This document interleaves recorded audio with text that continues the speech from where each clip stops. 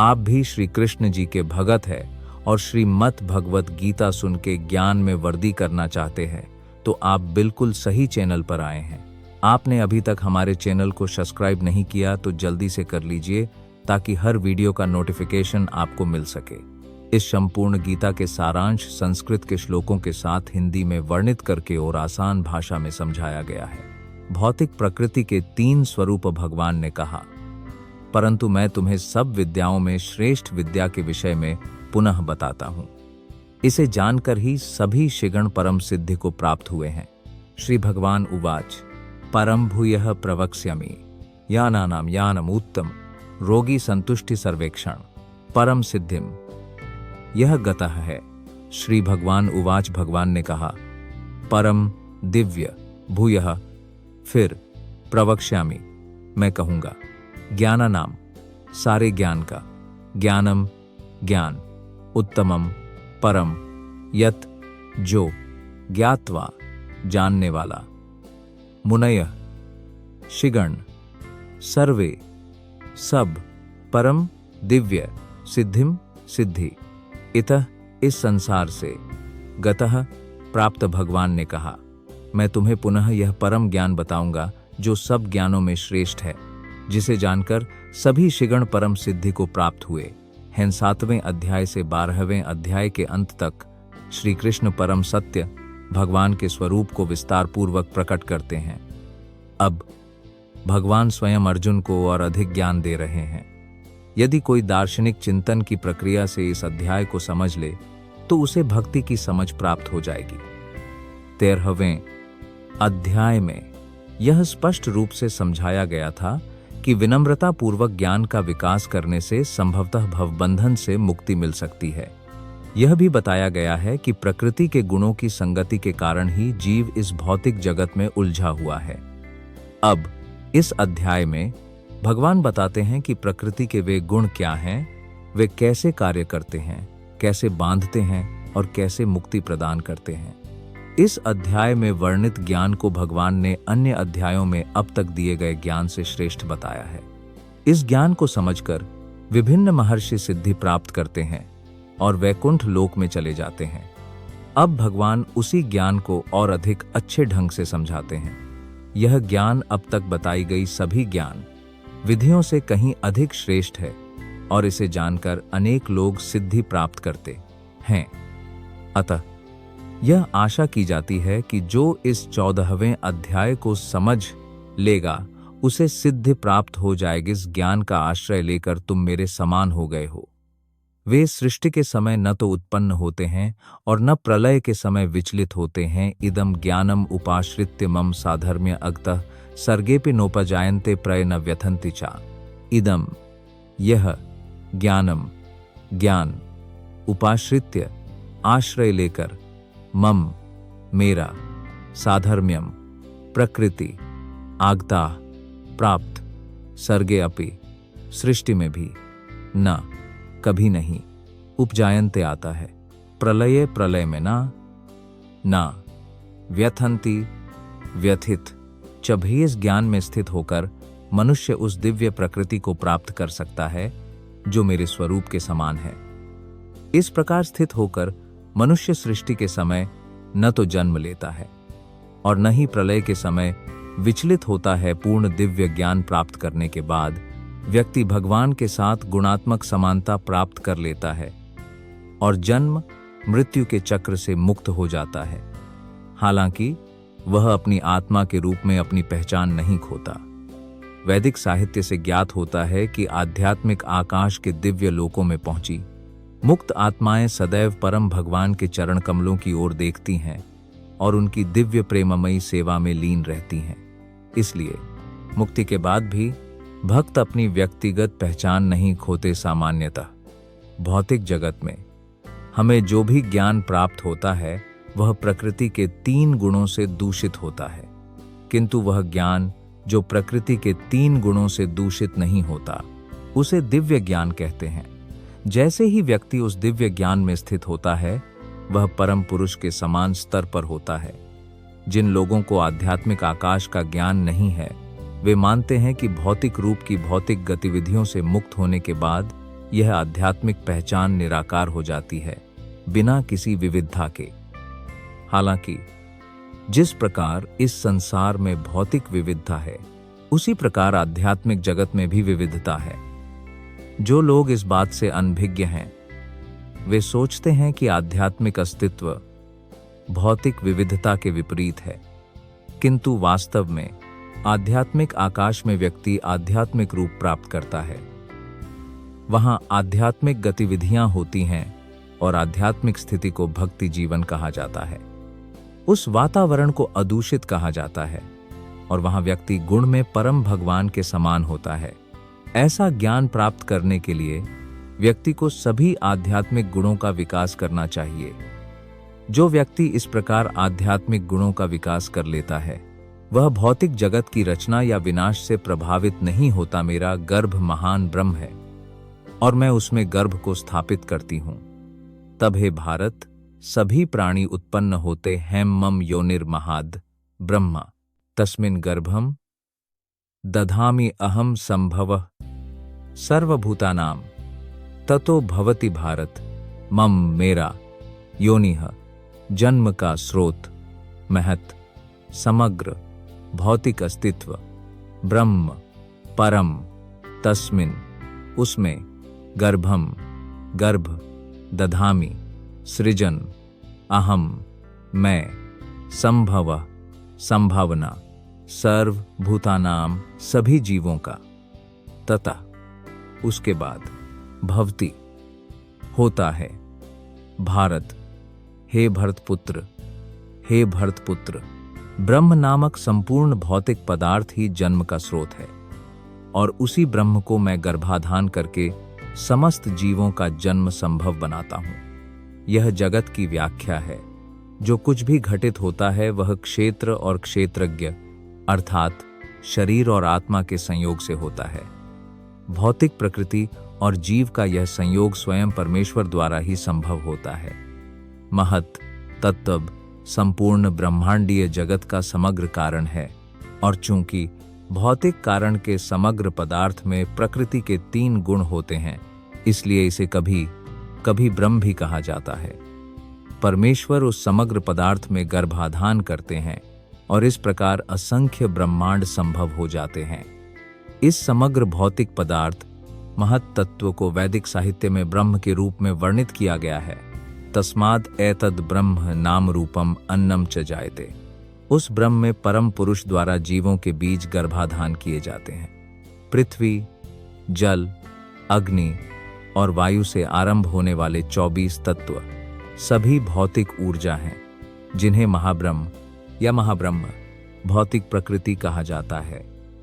जैसा कि 7वें अध्याय में बताया गया है, इससे परे एक और परा प्रकृति है, जीव।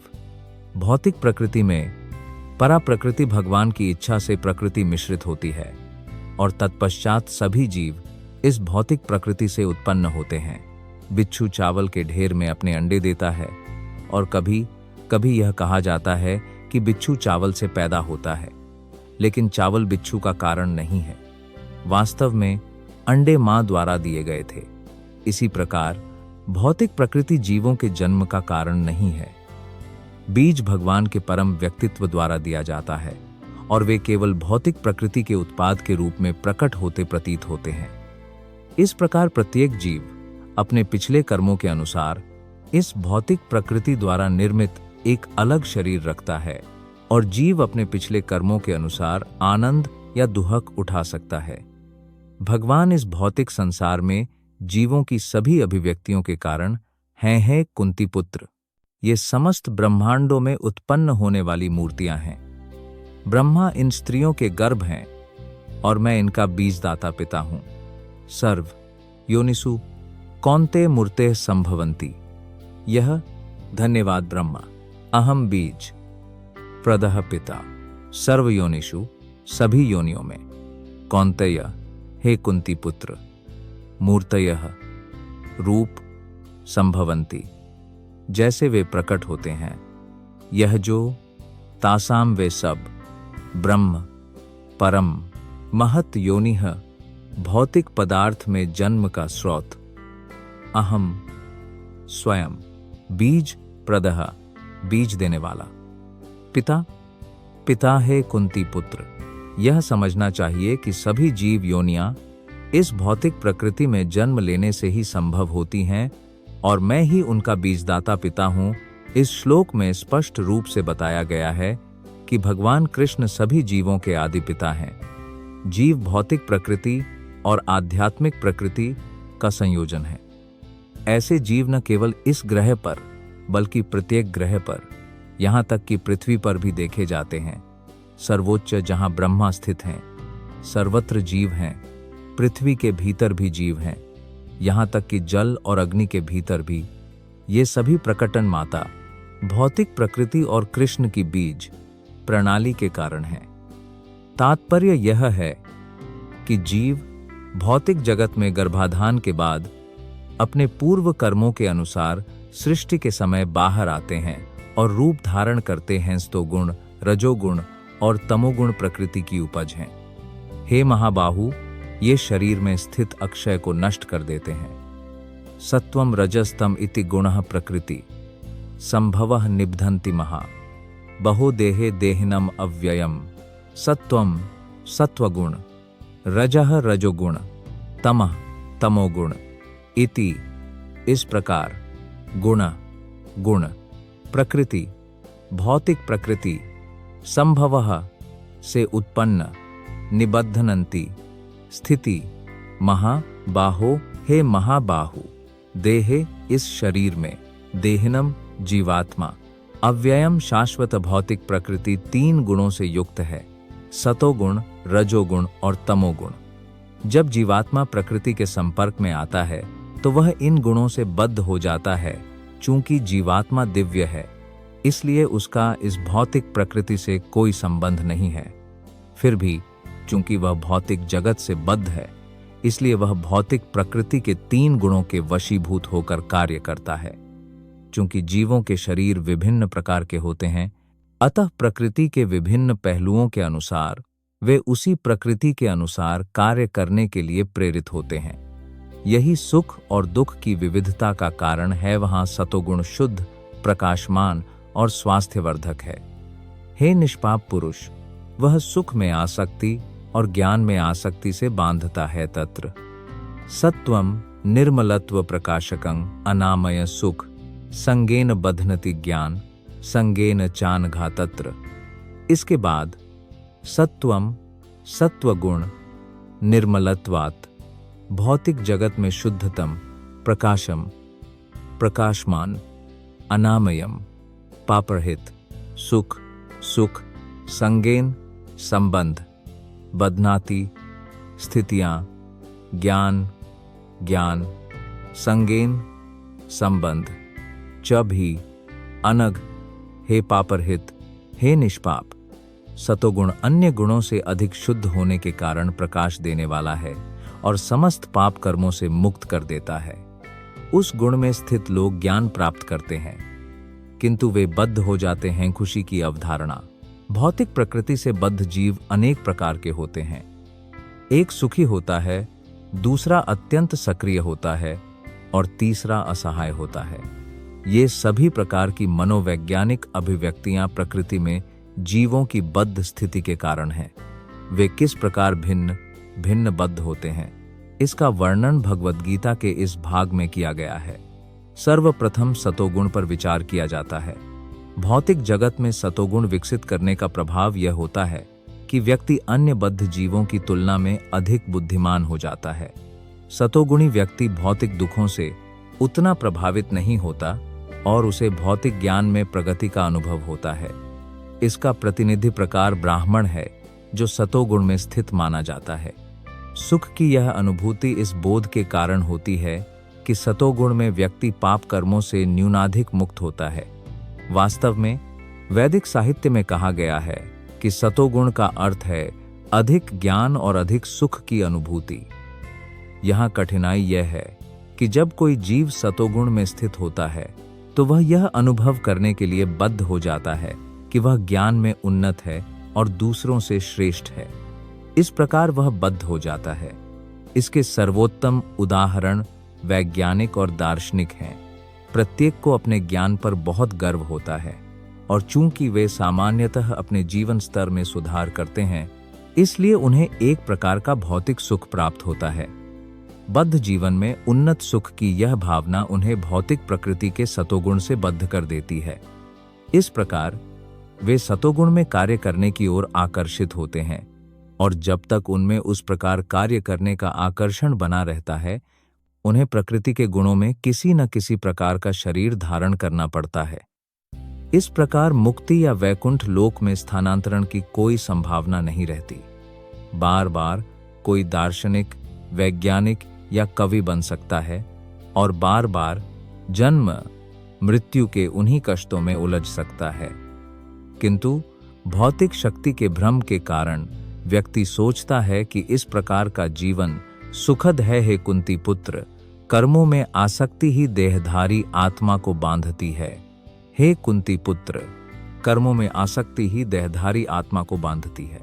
राजा वह है जो कर्म संगीना देहनाम, रज कामना, राग, आत्मकम, इच्छा या वासना से उत्पन्न, विद्धि जानना, तृष्णा, लालसा, संग, समुद्भवम, उत्पन्न, तत्वः, निबद्धनाति, बद्ध। कौन्तेय, हे कुंती पुत्र, कर्म संगेन सकाम कर्म से युक्त, देहिनाम देहधारी का। अनुवाद: हे कुंती पुत्र, रजोगुण असीम इच्छाओं तथा लालसाओं से उत्पन्न होता है, और इसी कारण मनुष्य भौतिक सकाम कर्मों से बौंध जाता है। काम प्रवृत्ति की विशेषता पुरुष और स्त्री के बीच आकर्षण है। स्त्री पुरुष के प्रति आकर्षित होती है और पुरुष स्त्री के प्रति। इसे रजोगुण कहते हैं। और जब रजोगुण बढ़ जाता है तो व्यक्ति में भौतिक भोगों की लालसा उत्पन्न हो जाती है। वह इंद्रिय तृप्ति का भोग करना चाहता है। इंद्रिय तृप्ति के लिए रजोगुणी व्यक्ति समाज या राष्ट्र में कुछ सम्मान चाहता है, और वह एक सुखी परिवार, अच्छे बच्चे, पत्नी और घर चाहता है। ये रजोगुण की उपज हैं। जब तक व्यक्ति इन वस्तुओं की लालसा रखता है, उसे बहुत कठिन परिश्रम करना पड़ता है। इसलिए यहाँ स्पष्ट रूप से कहा गया है कि वह अपने कर्मों के फलों से जुड़ जाता है और इस प्रकार इन कर्मों से बंध जाता है। अपनी पत्नी, बच्चों और समाज को प्रसन्न करने तथा अपनी प्रतिष्ठा बनाए रखने के लिए व्यक्ति को कर्म करना पड़ता है। इसलिए संपूर्ण भौतिक जगत न्यूनाधिक रूप से रजोगुणी है। आधुनिक सभ्यता को रजोगुण के मानकों के अनुसार उन्नत माना जाता है। पूर्व में उन्नत अवस्था को सतोगुण माना जाता था। यदि सतोगुणी लोगों के लिए मुक्ति नहीं है, तो उन लोगों का क्या होगा जो रजोगुण में उलझे हुए हैं। हे अर्जुन, तू यह जान ले कि अज्ञानजनित अंधकार समस्त देहधारियों को मोहित करता है। प्रमाद, आलस्य और निद्रा उसे बांधते हैं। तमस टीवी अजनाना, जम विद्धि, मोहनन, सर्व देहिनम, प्रमादलस्य, निद्राभिस, तनिबध्नति भारत। लालची अज्ञानता का तरीका बहुत अधिक, अज्ञान, जाम, अज्ञानता के उत्पाद, विद्धि, जानने वाला, मोहनम, भ्रम, सर्व देहिनाम, सभी देहधारी प्राणियों का, प्रमाद, पागलपन, आलस्य, निद्राभिह, नींद, तत् वह, इबध्नति, बांधता है। भरत, हे भरत के पुत्र, हे भारत पुत्र, तमोगुण ही सभी जीवों को मोहग्रस्त करता है। इस तमोगुण का परिणाम है पागलपन, आलस्य और निद्रा, जो बद्ध जीवों को बांधते हैं। इस श्लोक में तू शब्द का विशिष्ट प्रयोग अत्यंत महत्वपूर्ण है। इसका अर्थ है कि तमोगुण की एक अत्यंत विशिष्ट विशेषता है देहधारी आत्मा। यह तमोगुण सतोगुण के ठीक विपरीत है। सतोगुण में ज्ञान के विकास से व्यक्ति यह समझ सकता है कि क्या क्या है, लेकिन तमोगुण इसके ठीक विपरीत है। तमोगुण के वशीभूत प्रत्येक व्यक्ति पागल हो जाता है, और पागल व्यक्ति यह नहीं समझ पाता कि क्या क्या है। उन्नति करने के बजाय वह पतित हो जाता है। वैदिक साहित्य में तमोगुण की परिभाषा इस प्रकार दी गई है। तमोगुण के वशीभूत होकर व्यक्ति वस्तु को यथावत नहीं समझ पाता। उदाहरण के लिए, प्रत्येक व्यक्ति देख सकता है कि उसके दादा की मृत्यु हो गई है और इसलिए वह भी मरेगा। मनुष्य नश्वर है, उसके गर्भ में पल रहे बच्चे भी मरेंगे, इसलिए मृत्यु निश्चित है। फिर भी लोग पागलों की तरह धन संचय कर रहे हैं और दिन रात कड़ी मेहनत कर रहे हैं, शाश्वत आत्मा की परवाह नहीं कर रहे हैं। यह पागलपन है। अपने पागलपन में वे आध्यात्मिक ज्ञान में प्रगति करने के प्रति बहुत अनिच्छुक होते हैं। ऐसे लोग बहुत आलसी होते हैं। जब उन्हें आध्यात्मिक ज्ञान के लिए संगति करने के लिए आमंत्रित किया जाता है तो वे अधिक रुचि नहीं लेते। वे उस व्यक्ति की तरह सक्रिय भी नहीं होते जो रजोगुण के वशीभूत होता है।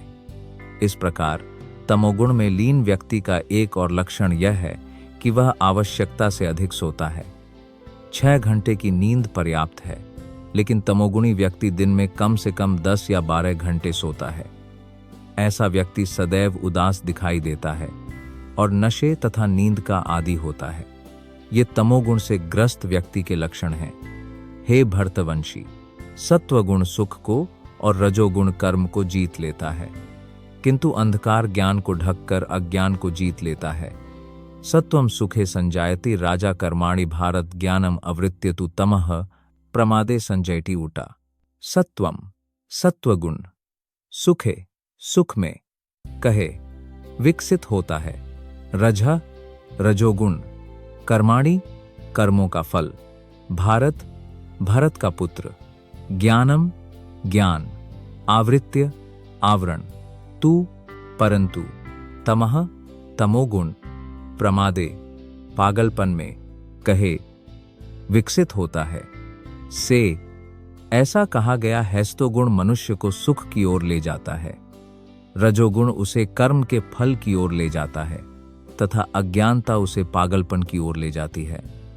सतोगुणी व्यक्ति अपने कार्य या बौद्धिक प्रयास से उसी प्रकार संतुष्ट रहता है जिस प्रकार कोई दार्शनिक, वैज्ञानिक या शिक्षक किसी विशिष्ट ज्ञान क्षेत्र में संलग्न होकर उसी प्रकार संतुष्ट हो सकता है। रजोगुणी और सतोगुणी व्यक्ति सकाम कर्म में संलग्न हो सकता है। वह अपनी क्षमता के अनुसार अधिकाधिक धन अर्जित करता है और उसे शुभ कार्यों में व्यय करता है। कभी कभी वह अस्पताल खोलने, धर्मार्थ संस्थाओं को दान देने आदि का प्रयास करता है।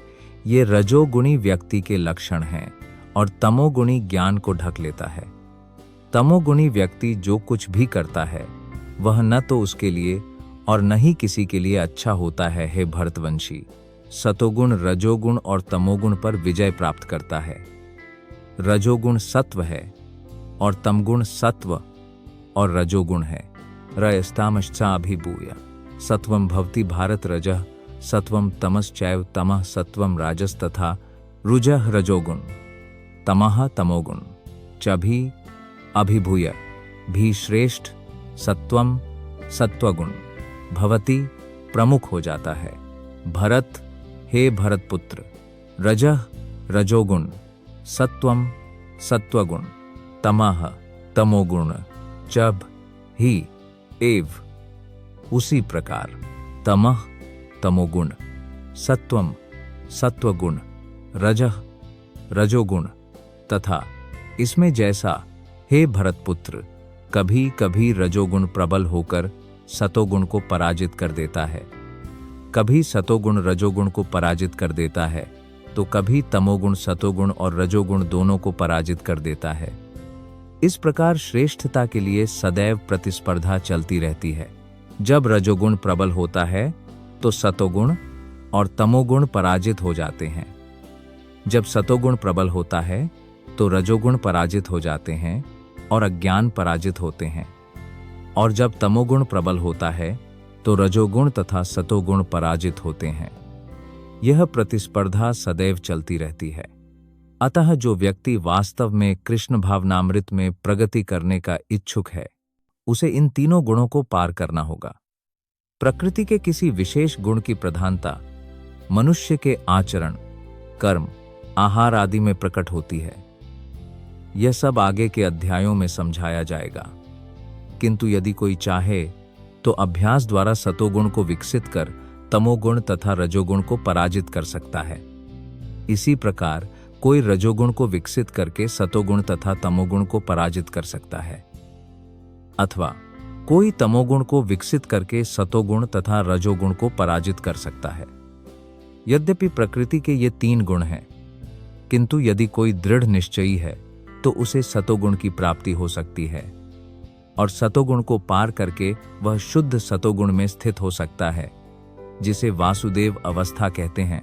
एक ऐसी अवस्था जिसमें व्यक्ति ईश्वर के विज्ञान को समझ सकता है। विशेष गतिविधियों के प्रकटीकरण से यह समझा जा सकता है कि व्यक्ति किस प्रकृति में स्थित है। इस शरीर में सभी द्वारों से प्रकाश उत्पन्न होता है। जब ज्ञान प्राप्त होता है तब ज्ञात होता है कि सत्वगुण विकसित हो गया है। सर्वद्वारेषु देहिस्मिन् प्रकाश उपजायते ज्ञानम यदा तदा विद्याद् विवृद्धम सत्वम इति उता। सर्व द्वारेषु सभी द्वार, देहे अस्मिन् इस शरीर में, प्रकाश का गुण, उपजायते विकसित होता है, ज्ञानम ज्ञान, यदा जब, तदा उस समय, विद्यात् जानना चाहिए, विविधम बड़ा हुआ, सत्वम सत्वगुण, इति इस प्रकार, उता कहा। सतोगुण की अभिव्यक्ति का अनुभव तब किया जा सकता है जब शरीर के सभी द्वार ज्ञान से प्रकाशित हो जाते हैं। शरीर में 9 द्वार हैं, 2 आंखें, 2 कान, 2 नासिका छिद्र, मुख, जननेंद्रिय और गुदा। प्रत्येक द्वार में जब रोग का लक्षण दिखाई देता है तो जब सतोगुण प्रकाशित हो जाता है तो समझना चाहिए कि व्यक्ति ने सतोगुण विकसित कर लिया है। सतोगुण में व्यक्ति वस्तुओं को सही स्थिति में देख सकता है, सही स्थिति में सुन सकता है और सही स्थिति में स्वाद ले सकता है। व्यक्ति भीतर और बाहर से शुद्ध हो जाता है। प्रत्येक द्वार में सुख के लक्षणों का विकास होता है और यही सतोगुण है। लोभ ही कर्मों की वृत्ति, शुरुआत और अनियंत्रित इच्छा है। हे भरत श्रेष्ठ, ये तब उत्पन्न होते हैं जब रजोगुण विकसित होता है। लोभा प्रवृत्तिर आरंभा कर्मणम असमाह स्पा राजस्य इतनी जयते विवृद्धे भारतर सभा। लोभ प्रवृत्ति, लालसा, आरंभ प्रयास, कर्मणाम कार्यों का, आशा अनियंत्रित, स्पृहा इच्छा राजसी रजोगुण में, एतानी यह सब, जयंते विकसित होना, विवृद्धे जब अधिकता हो, भरतवंशी हे भरत के वंशजों में प्रमुख, हे भरतवंशियों में श्रेष्ठ। जब रजोगुण की वृद्धि होती है तो अत्यंत आसक्ति, अनियंत्रित इच्छा, लालसा तथा तीव्र प्रयास के लक्षण उत्पन्न होते हैं। रजोगुणी व्यक्ति अपने पूर्व प्राप्त पद से कभी संतुष्ट नहीं होता। वह अपने पद को बढ़ाने के लिए लालायित रहता है। यदि वह रहने के लिए मकान बनवाना चाहता है तो वह एक भव्य भवन बनवाने का भरसक प्रयास करता है, मानो वह उसमें सदा निवास कर सकेगा, और उसमें इंद्रिय तृप्ति की तीव्र लालसा उत्पन्न हो जाती है। इंद्रिय तृप्ति का कोई अंत नहीं है।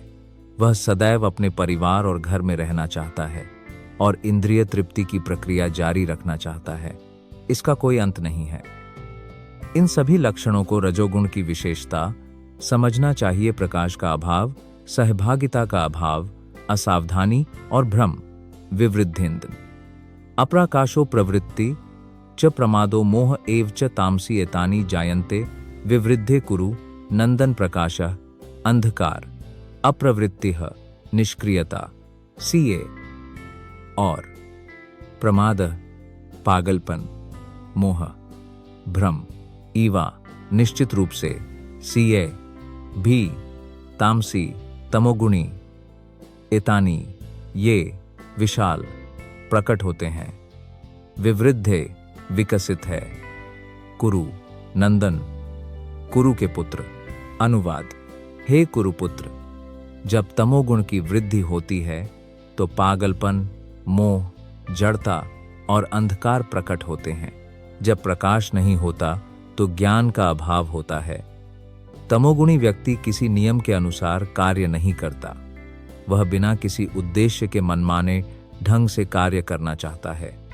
यद्यपि उसमें कार्य करने की क्षमता होती है, फिर भी वह कोई प्रयास नहीं करता। इसे मोह कहते हैं। यद्यपि चेतना चल रही है, किंतु जीवन निष्क्रिय है। ये तमोगुणी व्यक्ति के लक्षण हैं। जब शरीर सतोगुण में विकसित हो जाता है, तब उसका नाश हो जाता है। तब वह परब्रह्म के ज्ञानियों के निष्कलंक लोकों को प्राप्त होता है। यदा सत्व प्रवृद्धेतु प्रलयम याति देहा भृत्तर्तिमा विदम लोकान अम्लान प्रतिपद्यते। यदा जब सत्व गुण प्रवृद्धे विकास में तु परंतु प्रलयम विनाश याति जाता है देह भृत अवतरित तदा उस समय उत्तम विदम महानशियों का लोकान लोक अम्लान शुद्ध प्रतिपद्यते प्राप्त होता है। जब मनुष्य सतोगुण में मरता है तो वह शुद्ध उच्चतर लोकों को प्राप्त होता है। सतोगुणी व्यक्ति ब्रह्मलोक या जनलोक जैसे उच्च लोकों को प्राप्त करता है और वहां ईश्वरीय सुख भोगता है। अम्लन शब्द का अर्थ है रजोगुण और तमोगुण से मुक्त होना। भौतिक जगत में अशुद्धियां हैं, लेकिन सतोगुण ही इस भौतिक जगत में अस्तित्व का सबसे शुद्ध रूप है। विभिन्न प्रकार के जीवों के लिए विभिन्न प्रकार के लोक हैं। जो सतोगुण में मरते हैं वे उन लोकों में जाते हैं जहां महान शिव और महान भक्त निवास करते हैं। वह रजोगुण में प्रलय को प्राप्त होता है और कर्म गुण में जन्म लेता है। इस प्रकार अंधकार में लीन होकर वह मूर्खों की योनि में जन्म लेता है। राजसी प्रलयं गत्वा कर्म संगीषु जायते तथा प्रलीनास तमसी मूढ़ योनिसु जायते राजसी।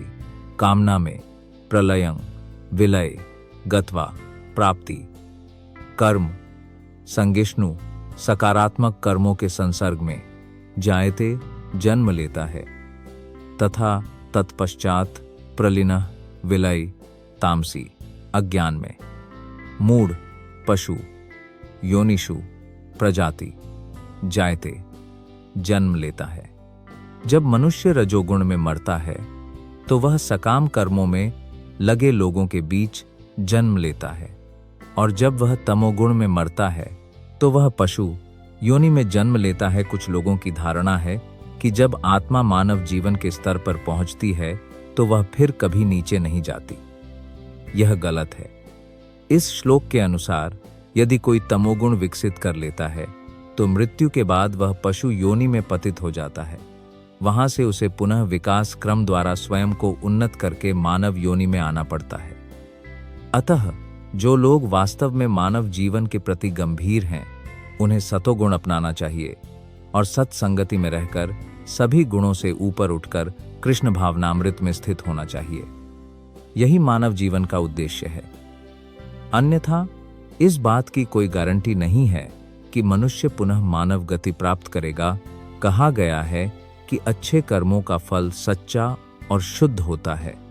राजस का फल दुहक है और अज्ञान का फल तामस है।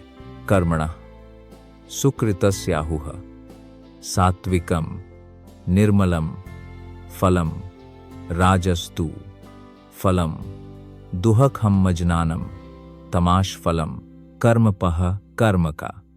सुकृतस्य सत्वगुण में आहुः कहा, सात्वकम सत्वगुण, निर्मलम शुद्ध, फलम परिणाम, रजस रजोगुण का, तू परंतु, फलम परिणाम, दुहकम दुहक अज्ञानम मूर्खता, तमसा तमोगुण का, फलम परिणाम सतोगुण में कर्म करने से मनुष्य शुद्ध हो जाता है।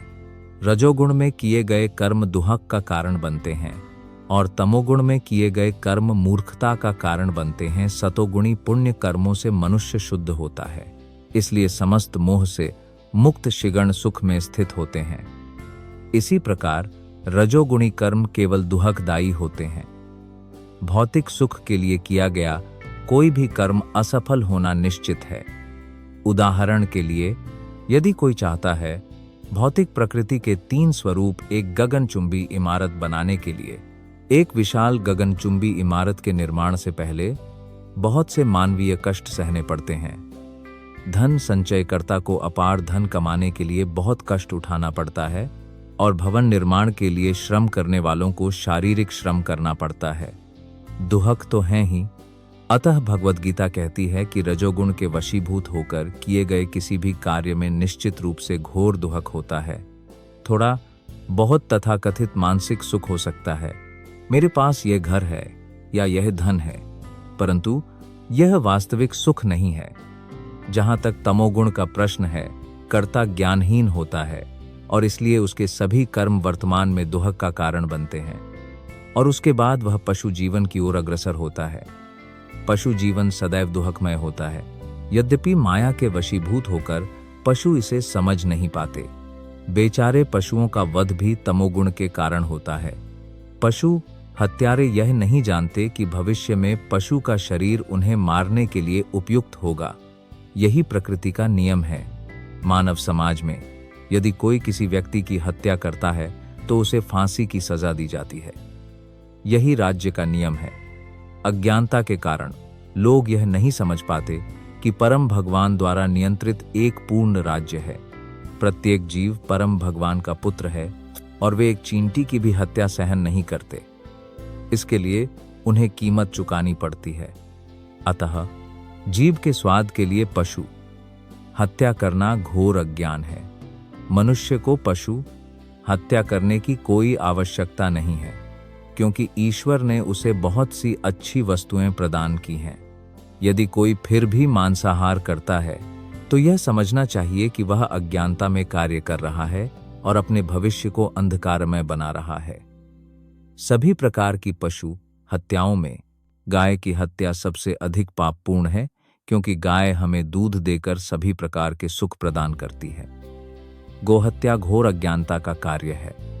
वैदिक साहित्य में गोभिः प्रीति मात्सरम शब्द संकेत करते हैं कि जो व्यक्ति दूध से पूर्णतः तृप्त होकर गाय की हत्या करने की इच्छा रखता है वह घोर अज्ञान में है। वैदिक साहित्य में एक प्रार्थना भी है जिसमें कहा गया है, नमो ब्रह्मण्य देवाय गो ब्रह्म हिताय च जगद्धिताय कृपाय गोविंदाय नमो नमः। हे प्रभु, आप गौओं और ब्राह्मणों के हितैषी हैं और आप समस्त मानव समाज एवं जगत के हितैषी हैं। तात्पर्य यह है कि उस प्रार्थना में गौओं और ब्राह्मणों की रक्षा का विशेष उल्लेख किया गया है। ब्राह्मण आध्यात्मिक शिक्षा के प्रतीक हैं और गायें सर्वाधिक मूल्यवान भोजन की प्रतीक हैं। इन दोनों जीवों, ब्राह्मणों और गायों को पूर्ण सुरक्षा प्रदान की जानी चाहिए। यही सभ्यता की वास्तविक उन्नति है। आधुनिक मानव समाज में आध्यात्मिक ज्ञान की उपेक्षा की जाती है और गौहत्या को प्रोत्साहित किया जाता है। यह समझना आवश्यक है तो मानव समाज गलत दिशा में आगे बढ़ रहा है और अपनी ही निंदा का मार्ग प्रशस्त कर रहा है। जो सभ्यता नागरिकों को अगले जन्मों में पशु बनने के लिए प्रेरित करती है वह निश्चित रूप से मानव सभ्यता नहीं है। वर्तमान मानव सभ्यता निस्संदेह रजोगुण और तमोगुणों द्वारा बुरी तरह से भ्रमित है। यह एक अत्यंत संकटपूर्ण युग है और सभी राष्ट्रों को मानवता को सबसे बड़े संकट से बचाने के लिए सबसे सरल विधि कृष्ण भावनामृत प्रदान करने का ध्यान रखना चाहिए। सतोगुण से ज्ञान उत्पन्न होता है और रजोगुण से लोभ, प्रमाद और मोह अंधकार और अज्ञान का परिणाम है। सत्वत संजायते ज्ञानम राजसो लोभ एव च प्रमाद मोह तमसो भवतो ज्ञानम एव च। सत्वत सत्वगुण से संजायते विकसित होता है ज्ञानम ज्ञान, रजस रजोगुण से लोभ लोभ एव निश्चय ही च भी प्रमाद पागलपन कृपा भ्रम तमसः तमोगुण से भवतः विकसित होता है अज्ञानम मूर्खता। एव निश्चय ही च भी। सतोगुण से वास्तविक ज्ञान उत्पन्न होता है, रजोगुण से शोक उत्पन्न होता है तथा तमोगुण से मूढ़ता, पागलपन और मोह उत्पन्न होते हैं। चूंकि वर्तमान सभ्यता जीवों के लिए बहुत अनुकूल नहीं है, इसलिए कृष्ण भावनामृत की अनुशंसा की जाती है। कृष्ण भावनामृत के माध्यम से समाज सतोगुण विकसित करेगा। जब सतोगुण विकसित होगा तो लोग चीजों को वैसी ही देखेंगे जैसी वे हैं। तामसी अवस्था में लोग पशुओं के समान होते हैं और चीजों को स्पष्ट रूप से नहीं देख पाते। उदाहरण के लिए, तामसी अवस्था में वे यह नहीं देख पाते कि एक पशु को मारकर वे अगले जन्म में उसी पशु द्वारा मारे जाने का जोखिम उठा रहे हैं। चूंकि लोगों को वास्तविक ज्ञान की शिक्षा नहीं है, वे गैर जिम्मेदार बन जाते हैं। इस गैर जिम्मेदारी को रोकने के लिए सामान्य लोगों में सतोगुण विकसित करने की शिक्षा होनी चाहिए।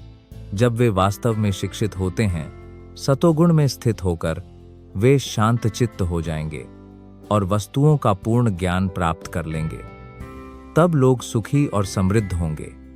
यदि अधिकांश लोग सुखी और समृद्ध न भी हों, तो भी यदि जनसंख्या का एक निश्चित प्रतिशत कृष्ण भावनामृत विकसित कर सतोगुण में स्थित हो जाए, तो संपूर्ण विश्व में शांति और समृद्धि की संभावना है। अन्यथा यदि संसार रजोगुण और तमोगुण में लीन है, तो न तो शांति हो सकती है और न ही समृद्धि। रजोगुण में स्थित होकर लोग लोभी हो जाते हैं और उनकी इंद्रिय भोग की लालसा की कोई सीमा नहीं होती। कोई देख सकता है कि यदि किसी के पास पर्याप्त धन और इंद्रिय तृप्ति की पर्याप्त व्यवस्था भी हो, तो भी न तो सुख है और न ही मन की शांति। यह संभव नहीं है क्योंकि व्यक्ति रजोगुण में स्थित है। यदि कोई सुख चाहता है तो उसका धन उसकी सहायता नहीं करेगा। उसे कृष्ण भावनामृत का अभ्यास करके स्वयं को सतोगुण तक उन्नत करना होगा। रजोगुण में लीन व्यक्ति न केवल मानसिक रूप से दुखी होता है, बल्कि उसका व्यवसाय भी अत्यंत कष्टदायक होता है। अपनी यथास्थिति बनाए रखने के लिए पर्याप्त धन जुटाने हेतु उसे अनेक योजनाएं और षड्यंत्र रचने पड़ते हैं। यह सब दुहद है। तामसी अवस्था में लोग पागल हो जाते हैं।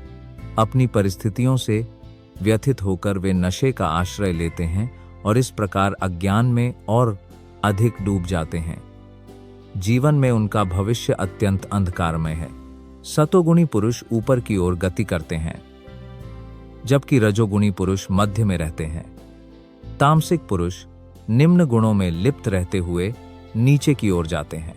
ऊर्ध्वाम गच्छन्ति सत्व स्था मध्य तिष्ठन्ति राजसः जघन्य गुणा वृत्ति स्था अधो गच्छन्ति तमाश।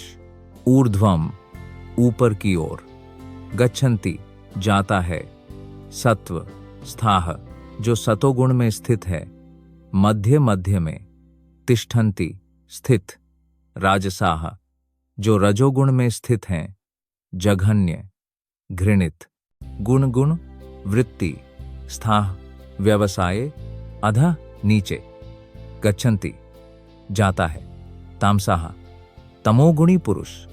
सतोगुणी पुरुष क्रमशः उच्च लोकों को जाते हैं। रजोगुणी पुरुष पृथ्वी लोकों में निवास करते हैं और तमोगुणी पुरुष नरक लोकों में जाते हैं। इस श्लोक में प्रकृति के तीनों गुणों के कर्म फलों का अधिक स्पष्ट वर्णन किया गया है। एक उच्च लोक है जिसमें स्वर्गीय लोक सम्मिलित हैं, जहां सभी लोग उच्च कोटि के हैं। सतोगुण के विकास की मात्रा के अनुसार जीवात्मा को इस लोक के विभिन्न लोकों में स्थानांतरित किया जा सकता है। सबसे उच्च लोक सत्यलोक या ब्रह्मलोक है, जहां इस ब्रह्मांड के आदि पुरुष भगवान ब्रह्मा निवास करते हैं। हम पहले ही देख चुके हैं कि ब्रह्मलोक में जीवन की अद्भुत स्थिति की गणना करना कठिन है, लेकिन जीवन की सर्वोच्च स्थिति सतोगुण हमें इस स्थिति तक पहुंचा सकती है। रजोगुण मिश्रित है, यह सतोगुण और तमोगुण के बीच में स्थित है। व्यक्ति सदैव शुद्ध नहीं रहता, बल्कि यदि वह पूर्णतः रजोगुणी भी हो तो भी वह इस पृथ्वी पर राजा या धनवान ही रहेगा। किंतु चूंकि इसमें मिश्रण होता है, इसलिए व्यक्ति अधोगति को भी प्राप्त हो सकता है। इस पृथ्वी पर रजोगुण या तमोगुणी लोग यंत्र द्वारा बलपूर्वक उच्च लोकों तक नहीं पहुंच सकते। रजोगुणी होने पर अगले जन्म में पागल होने की भी संभावना रहती है। यहाँ सबसे निम्नतम गुण तमोगुण को घृणित बताया गया है। अज्ञानता के विकास का परिणाम अत्यंत जोखिम भरा होता है। यह भौतिक प्रकृति का सबसे निम्नतम गुण है। मानव स्तर से नीचे 80 लाख जीव जातियां हैं। पक्षी, पशु, सरीसृप, वृक्ष आदि और तमोगुण के विकास के अनुसार लोग इन घृणित परिस्थितियों में पहुंच जाते हैं। यहाँ तामसा शब्द अत्यंत सार्थक है।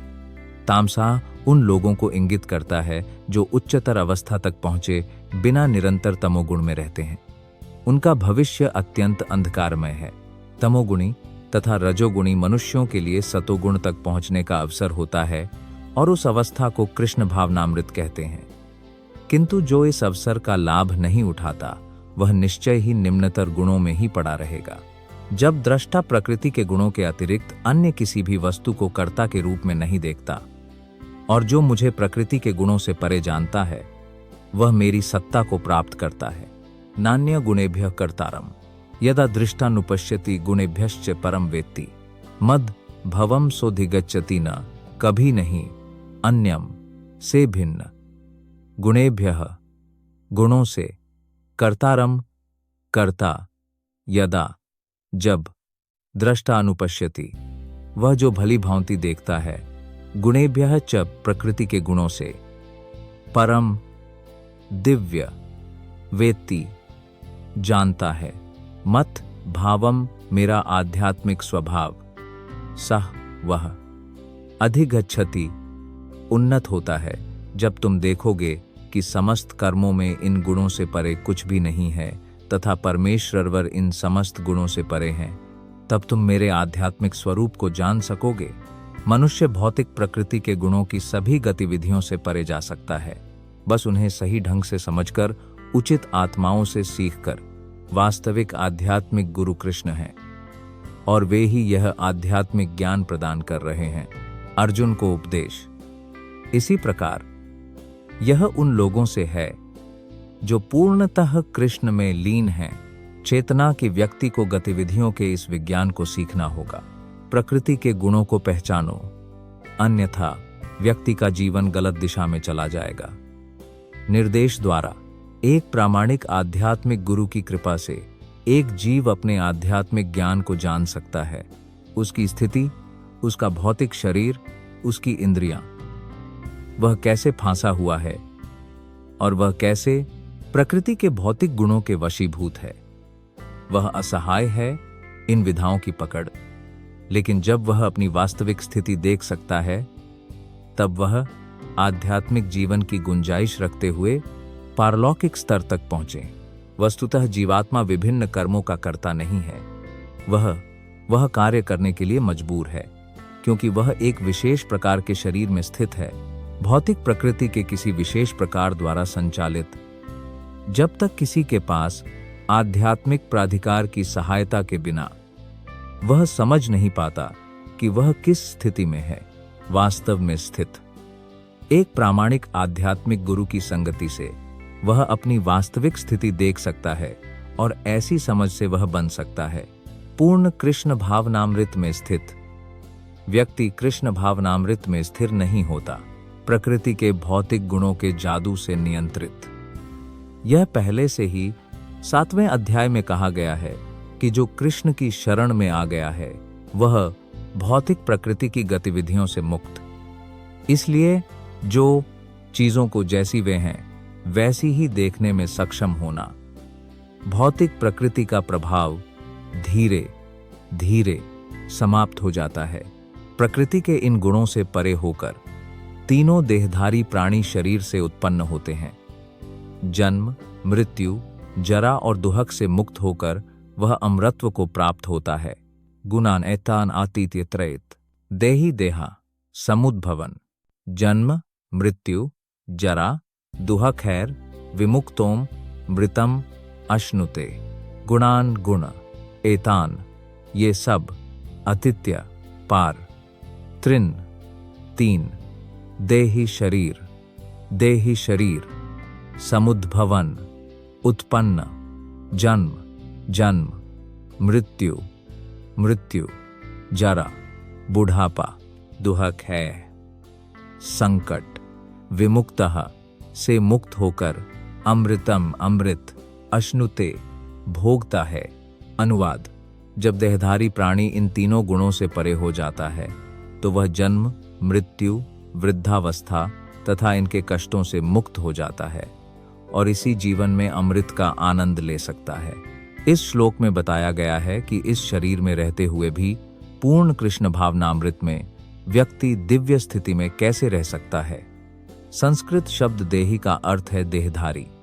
यद्यपि व्यक्ति इस भौतिक शरीर में रहता है, फिर भी आध्यात्मिक ज्ञान में प्रगति करके वह प्रकृति के गुणों के प्रभाव से मुक्त हो सकता है। वह आध्यात्मिक जीवन का आनंद तब भी ले सकता है जब वह इस शरीर को त्यागने के बाद वह निश्चय ही वैकुंठ को जाता है। किंतु इस शरीर में रहते हुए भी वह आध्यात्मिक सुख का आनंद ले सकता है।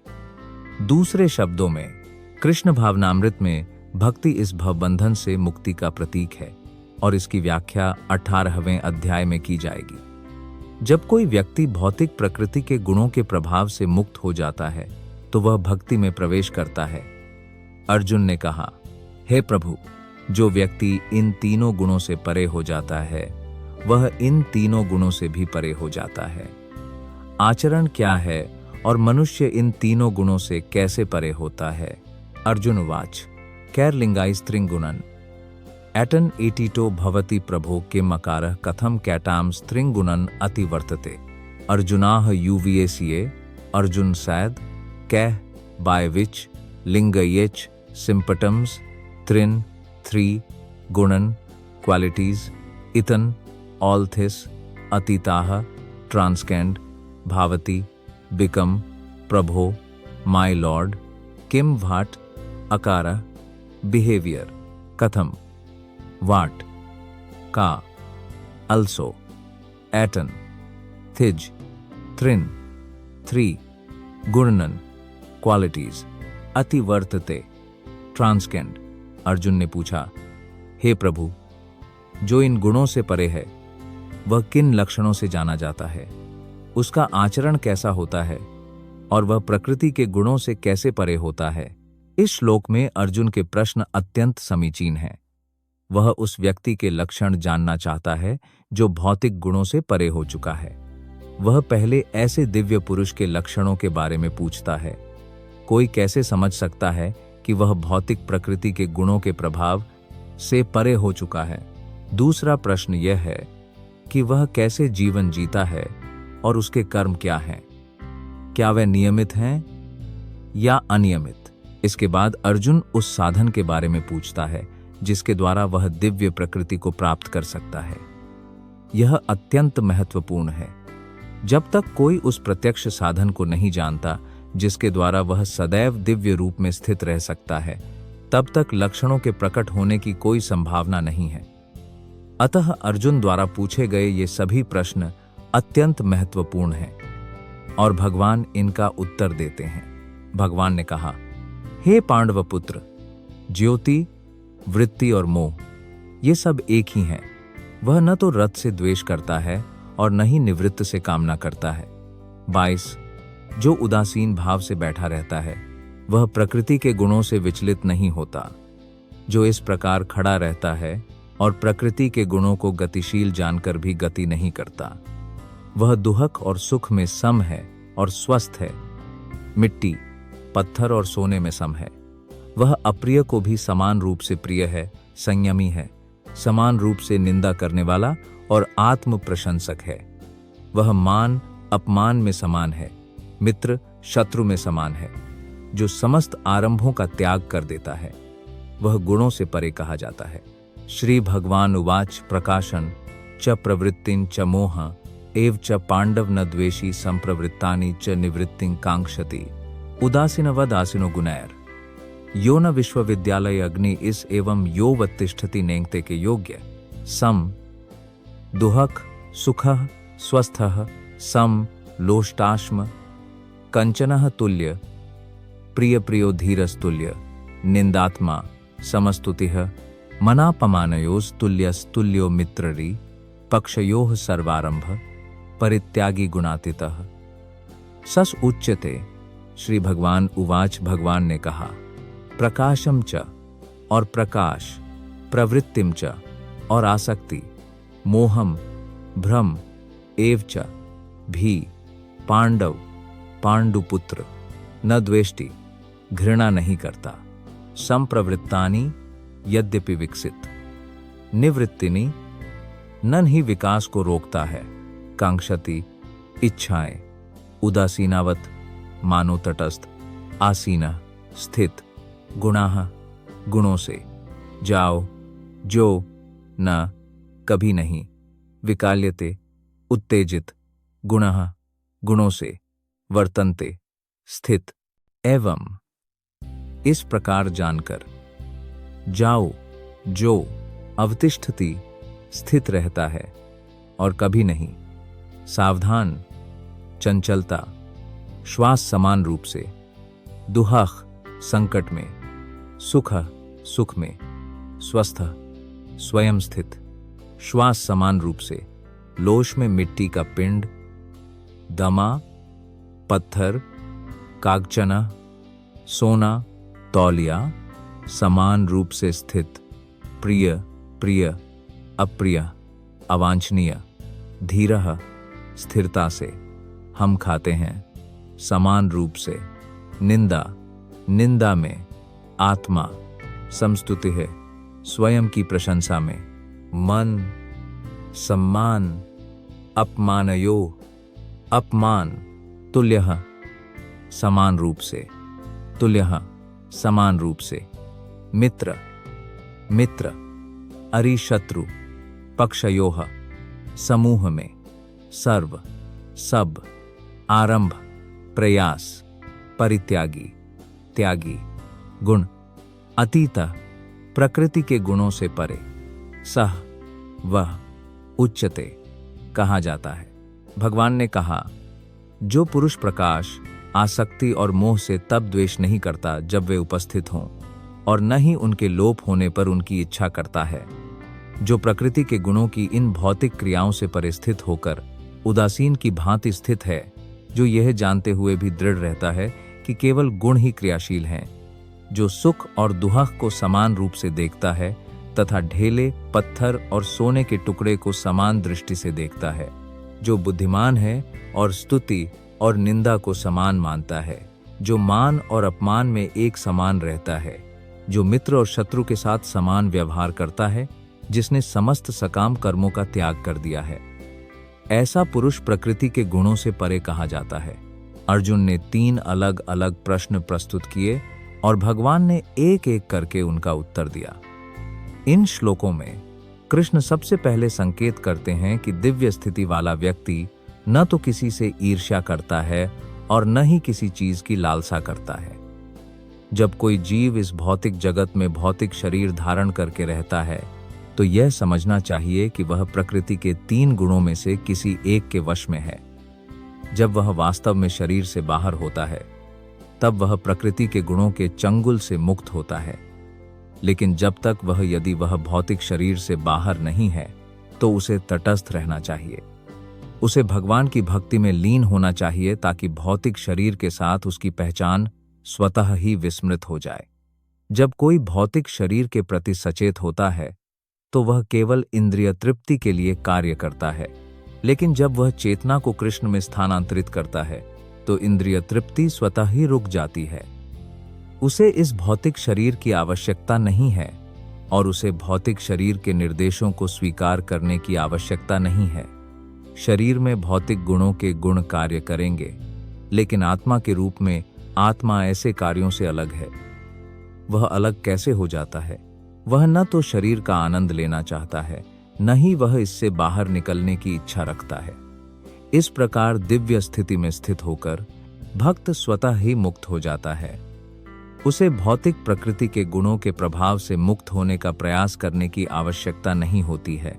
अगला प्रश्न दिव्य स्थित व्यक्ति के आचरण से संबंधित है। भौतिक रूप से स्थित व्यक्ति शरीर को दिए जाने वाले तथाकथित सम्मान और अपमान से प्रभावित होता है, लेकिन दिव्य रूप से स्थित व्यक्ति ऐसे झूठे सम्मान और अपमान से प्रभावित नहीं होता।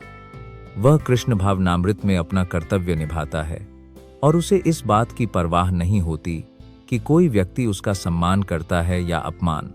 वह कृष्ण भावनामृत में अपने कर्तव्य के अनुकूल वस्तुओं को स्वीकार करता है, अन्यथा उसे किसी भी भौतिक वस्तु, चाहे वह पत्थर हो या स्वर्ण, वह कृष्ण भावनामृत के अनुष्ठान में सहायता करने वाले प्रत्येक व्यक्ति को अपना प्रिय मित्र मानता है और अपने तथाकथित शत्रु से घृणा नहीं करता। वह संभाव रखता है और सब कुछ समान दृष्टि से देखता है, क्योंकि वह भली भांति जानता है कि भौतिक जगत से उसका कोई लेना देना नहीं है। सामाजिक और राजनीतिक समस्याएं उसे प्रभावित नहीं करती, क्योंकि वह क्षणिक उथल पुथल और अशांति की स्थिति को जानता है। वह अपने लिए कुछ भी प्रयत्न नहीं करता। वह कृष्ण के लिए कुछ भी प्रयत्न कर सकता है, किंतु अपने लिए उसे कुछ भी प्राप्त नहीं होता। ऐसे आचरण से व्यक्ति वास्तव में दिव्य स्थिति में पहुंच जाता है। और जो मनुष्य भक्ति के अभ्यास द्वारा बिना विचलित हुए मेरी पूजा करता है, वह इन गुणों से परे होकर ब्रह्म पद को प्राप्त होता है। मम सीये यो व्यभिकारेण भक्ति योगेना सेवाते सगुणम समातित्यम ब्रह्म भूया कल्पते। माम मुझको च भी यह व्यक्ति अव्यभिचारेण निरंतर भक्ति योगेन भक्ति द्वारा सेवते सेवा करता है, सह वह गुणान प्रकृति के समस्त गुणों को समतीत्य पार करके एतान यह सब ब्रह्म भूयाय ब्रह्म पद पर ऊपर उठाया जाना। कल्पते माना जाता है जो व्यक्ति पूर्ण भक्ति में लगा रहता है, जो किसी भी परिस्थिति में पतित नहीं होता, वह तुरंत ही भौतिक प्रकृति के गुणों से परे हो जाता है और इस प्रकार ब्रह्म के स्तर पर पहुंच जाता है। यह श्लोक अर्जुन के तीसरे प्रश्न का उत्तर है। दिव्य पद प्राप्ति का साधन क्या है? जैसा कि पहले बताया गया है, भौतिक जगत प्रकृति के गुणों के अधीन कार्य कर रहा है। प्रकृति के गुणों की गतिविधियों से विचलित नहीं होना चाहिए। ऐसी गतिविधियों में अपनी चेतना लगाने के बजाय वह अपनी चेतना को कृष्ण की गतिविधियों में स्थानांतरित कर सकता है। कृष्ण की गतिविधियों को भक्ति योग कहा जाता है, जो सदैव कृष्ण के लिए कार्य करती है। इसमें केवल कृष्ण ही नहीं, बल्कि उनके विभिन्न अंश जैसे राम और नारायण भी शामिल हैं। उनके असंख्य अंश हैं। जो व्यक्ति कृष्ण के किसी भी रूप या उनके अंश की सेवा में लगा रहता है, वह दिव्य स्थिति में स्थित माना जाता है। यह भी ध्यान रखना चाहिए कि कृष्ण के सभी रूप पूर्णतः दिव्य, आनंदमय, ज्ञान से परिपूर्ण और शाश्वत हैं। ऐसे भगवान सर्वशक्तिमान और सर्वज्ञ होते हैं और उनमें सभी दिव्य गुण होते हैं। अतः यदि कोई अविचल दृढ़ संकल्प के साथ कृष्ण या उनके पूर्ण अंशों की सेवा में तत्पर रहता है, तो यद्यपि प्रकृति के इन गुणों पर विजय पाना अत्यंत कठिन है, फिर भी वह इन्हें सरलता से प्राप्त कर सकता है। इसकी व्याख्या 7वें अध्याय में की जा चुकी है। जो व्यक्ति कृष्ण की शरण में जाता है, वह प्रकृति के गुणों के प्रभाव को तुरंत ही पार कर जाता है। कृष्ण भावनामृत में या भक्ति में रहने का अर्थ है कृष्ण की समानता प्राप्त करना। भगवान कहते हैं कि उनका स्वभाव शाश्वत, आनंदमय और ज्ञान से पूर्ण है और जीवात्माएं उसी प्रकार परब्रह्म के अंश हैं, जिस प्रकार स्वर्ण कण स्वर्ण की खान का भाग होते हैं। इस प्रकार जीवात्मा की आध्यात्मिक स्थिति स्वर्ण के समान और कृष्ण के समान गुण वाली है। व्यष्टित्व का भेद बना रहता है, अन्यथा भक्ति योग का प्रश्न ही नहीं उठता। भक्ति योग का अर्थ है कि भगवान है, भक्त हैं और भगवान तथा भक्त के बीच प्रेम का आदान प्रदान होता है। अतः भगवान और व्यक्तिगत व्यक्ति में दो व्यक्तियों का व्यक्तित्व विद्यमान है, अन्यथा भक्ति योग का कोई अर्थ नहीं है। यदि कोई भगवान के समान दिव्य स्थिति में स्थित नहीं है, तो वह भगवान की सेवा नहीं कर सकता। राजा का निजी सहायक बनने के लिए व्यक्ति को योग्यताएं अर्जित करनी चाहिए। इस प्रकार योग्यता ब्रह्म बनना या समस्त भौतिक कल्मश से मुक्त होना है। वैदिक साहित्य में कहा गया है, ब्रह्मैव सम ब्रह्मप्यति। ब्रह्म बनकर व्यक्ति परम ब्रह्म को प्राप्त कर सकता है। इसका अर्थ है कि व्यक्ति को गुणात्मक रूप से ब्रह्म के साथ एक हो जाना चाहिए। ब्रह्म की प्राप्ति से व्यक्ति अपनी आत्मा के रूप में शाश्वत ब्रह्म पहचान नहीं खोता। मैं अविनाशी और अविनाशी ब्रह्म का निवास स्थान हूं। यह सनातन धर्म और सुख तथा एकांत का विषय है। ब्रह्मणो ही प्रतिष्ठाहम् अमृतस्य व्यस्य च शाश्वतास्य सिये धर्मस्य सुखस्य कांतिकास्य सिये। ब्रह्मणा निराकार ब्रह्म ज्योति का ही निश्चय ही प्रतिष्ठा शेष अहम मैं हूं। अमृतस्य अविनाशी का अव्ययस्य अमर च भी शाश्वतस्य शाश्वत का च तथा धर्मस्य स्वाभाविक स्थिति का सुखस्य सुख एकांतिकस्य परम च भी अनुवाद। और मैं निराकार ब्रह्म का आधार हूं, जो परम सुख का संवैधानिक पद है तथा जो अमर अविनाशी और शाश्वत है।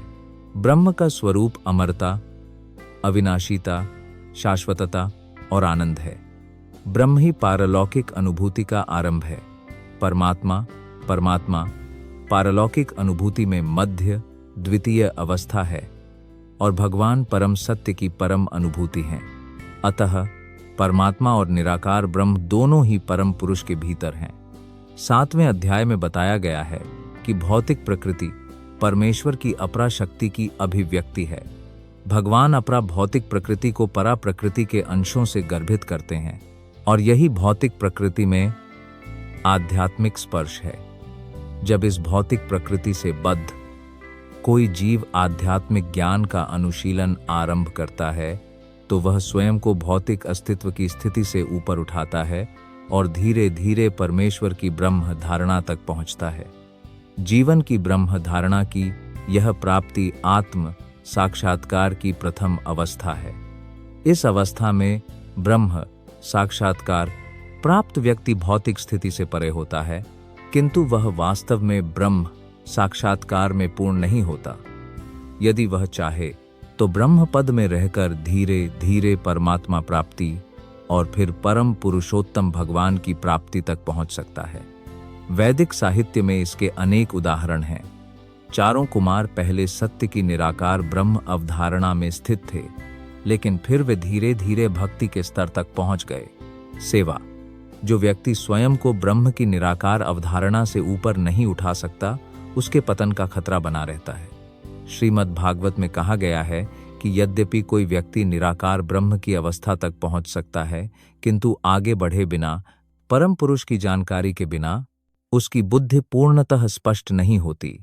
अतः ब्रह्म पद तक पहुंचने पर भी यदि कोई भगवान की भक्ति में रत नहीं है तो उसके पतन की संभावना बनी रहती है। वैदिक भाषा में भी कहा गया है, रसो वैसः रसम है एवायम लब्ध्वानंदी भवति। जब कोई भगवान के व्यक्तित्व आनंद के आगार कृष्ण को समझ लेता है तो वह वास्तव में दिव्य आनंदित हो जाता है। परम भगवान 6 ऐश्वर्यों से परिपूर्ण हैं और जब कोई भक्त उनके पास जाता है तो इन 6 ऐश्वर्यों का आदान प्रदान होता है। राजा का सेवक राजा के लगभग समान स्तर पर आनंद भोगता है। अतः भक्ति के साथ शाश्वत सुख, अविनाशी सुख और शाश्वत जीवन जुड़ा रहता है। अतः ब्रह्म शाश्वतता या अविनाशीता का साक्षात्कार भक्ति में समाहित है। भक्ति में रत व्यक्ति को यह पहले से ही प्राप्त होता है। यद्यपि जीव स्वभाव से ब्रह्म है, फिर भी वह भौतिक जगत पर प्रभुत्व स्थापित करने की इच्छा रखता है और इसी कारण वह पतित हो जाता है। अपनी स्वाभाविक स्थिति में जीव प्रकृति के तीनों गुणों से ऊपर होता है, किंतु प्रकृति की संगति उसे सतो, रजो और तमोगुण के विभिन्न गुणों में उलझा देती है। इन तीनों गुणों की संगति के कारण ही उसमें भौतिक जगत पर प्रभुत्व स्थापित करने की इच्छा उत्पन्न होती है। पूर्ण कृष्ण भावनामृत में भक्ति में लीन होने से वह तुरंत दिव्य पद को प्राप्त हो जाता है और प्रकृति को वश में करने की उसकी अनुचित इच्छा दूर हो जाती है। अतः भक्तों की संगति में भक्ति की प्रक्रिया का अभ्यास श्रवण, कीर्तन और स्मरण से प्रारंभ करके भक्ति प्राप्ति के लिए निर्धारित 9 विधियों का अभ्यास करना चाहिए। धीरे धीरे ऐसी संगति से गुरु के प्रभाव से प्रभुत्व स्थापित करने की भौतिक इच्छा दूर हो जाती है और वह भगवान की दिव्य प्रेमा भक्ति में दृढ़ता पूर्वक स्थित हो जाता है। यह विधि इस अध्याय के 22वें से अंतिम श्लोक तक बताई गई है। भगवान की भक्ति बहुत सरल है। हमें सदैव भगवान की सेवा में लगे रहना चाहिए। भगवान को अर्पित किए गए भोजन के अवशेष को खाना चाहिए। भगवान के चरण कमलों पर चढ़ाए गए फूलों की सुगंध लेनी चाहिए। उन स्थानों को देखना चाहिए जहां भगवान ने अपनी दिव्य लीलाएं की थीं। भगवान की विभिन्न गतिविधियों का पाठ करना चाहिए। उनके भक्तों के साथ उनके प्रेम का आदान प्रदान करना चाहिए।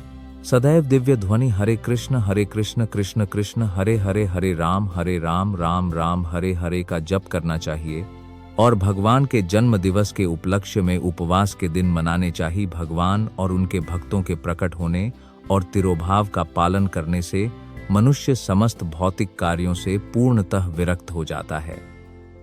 जो इस प्रकार स्वयं को ब्रह्म ज्योति में स्थित कर लेता है वह गुणों में भगवान के समान हो जाता है।